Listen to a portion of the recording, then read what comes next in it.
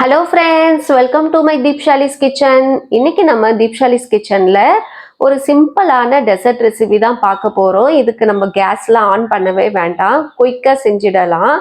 ரொம்ப ரொம்ப டேஸ்டா இருக்கும், நல்லா க்ரீமியா இருக்கும். வாங்க இது எப்படி செய்யறதுன்னு பார்க்கலாம்.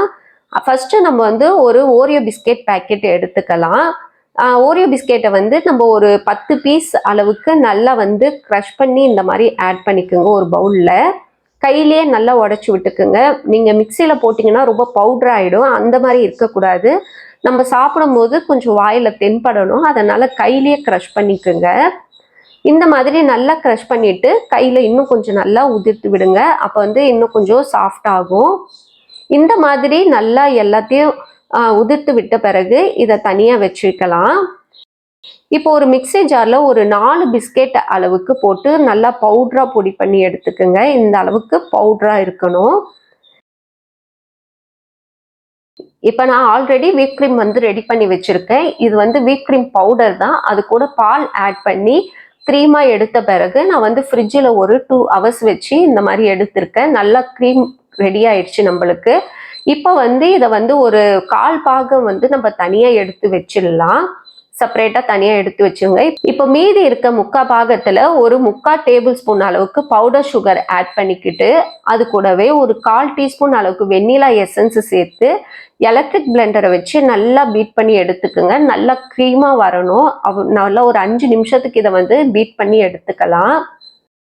நீங்க எப்பவுமே இந்த மாதிரி க்ரீம்லாம் ரெடி பண்ணும்போது பவுலும் சரி அந்த க்ரீமும் சரி நல்லா கூலிங்கா இருக்கும் போது உங்களுக்கு சீக்கிரமா பீட் ஆகி வந்துடும்.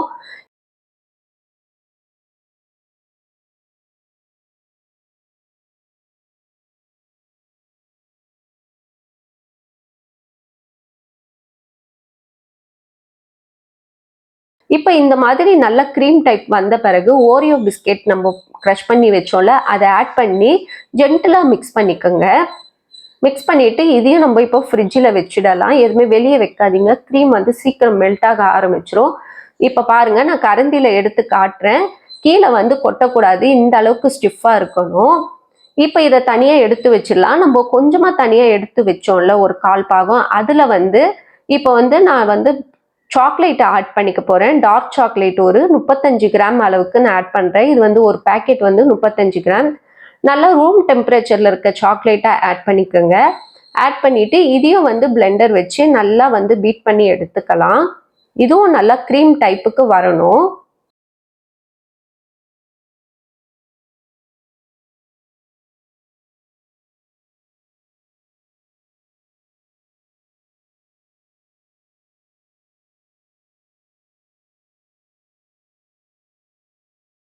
இந்த மாதிரி க்ரீம் டைப்புக்கு வந்த பிறகு இதையும் இப்போ ஃப்ரிட்ஜில் வச்சிடலாம். இப்போ ஒரு கிளாஸ் ஜார் எடுத்துக்கோங்க. அதில் இந்த மாதிரி பைப்பிங் பேக் போட்டுட்டு நம்ம ஃபர்ஸ்டே ஓரியோ பிஸ்கெட் போட்டு ரெடி பண்ணோம்ல க்ரீமு, அந்த க்ரீமை இதில் ஃபில்லப் பண்ணிக்கலாம். அதே மாதிரி அந்த சாக்லேட்டு போட்டு க்ரீம் ரெடி பண்ணோம்ல, அதையும் இன்னொரு பைப்பிங் பேக்கில் ஃபில் பண்ணிக்கோங்க. இது நீங்கள் ஃபில் பண்ணும்போது கீழே எந்த நாபும் போட வேணாம்.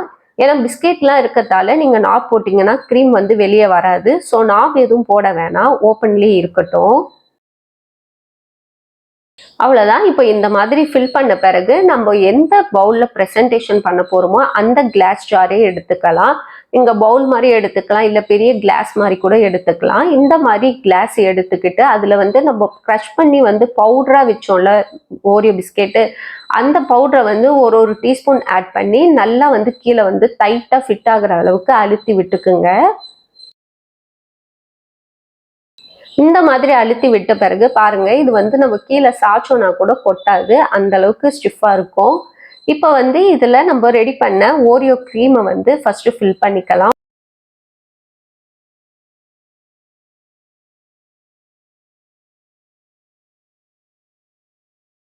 ஒரு 3/4 பாகம் அளவுக்கு ஃபில் பண்ணிக்குங்க. இப்போ அதுக்கு மேல சாக்லேட் க்ரீமும் நம்ம ஃபில் பண்ணிக்கலாம். இப்போ இதுக்கு மேல கொஞ்சமா ஓரியோ பிஸ்கெட் பவுடரை தூவி விட்டுருங்க. அவ்வளோதான். இப்போ நம்மளுடைய சூப்பரான க்ரீம் ரெடி ஆயிடுச்சு. இதை நீங்கள் கவுத்து பார்த்தீங்கன்னா கூட கீழே உழாது. நல்லா கரெக்டாக ஃபிட் ஆகிடும். க்ரீம் வந்து நீங்கள் கரெக்டான பதத்தில் எடுத்தீங்கன்னா இந்த அளவுக்கு இருக்கும், கீழே விழவே விழாது நீங்கள் எவ்வளோ கவுத்தாலும். இதை வந்து நீங்கள் ஒரு 2 மணி நேரம் இல்லை 1 மணி நேரம் ஃப்ரிட்ஜில் வைங்க. ஃப்ரீசரில் வேண்டாம், ஃப்ரிட்ஜில் வச்சுட்டு சர்வ் பண்ணலாம் கூலிங்காக. ரொம்ப சிம்பிளான டெசர்ட் இது. நீங்கள் ஈவினிங் டைம்லலாம் வீட்டில் ஏதாவது சூப்பராக ஒரு டெசர்ட் செஞ்சு சாப்பிட்ணுன்னு நினைக்கும் போது இந்த மாதிரி ட்ரை பண்ணிவிட்டு ஈவினிங் டைமில் ட்ரை பண்ணி பாருங்கள். ரொம்ப ரொம்ப சிம்பிளாகவும் இருக்கும், டேஸ்டாகவும் இருக்கும்.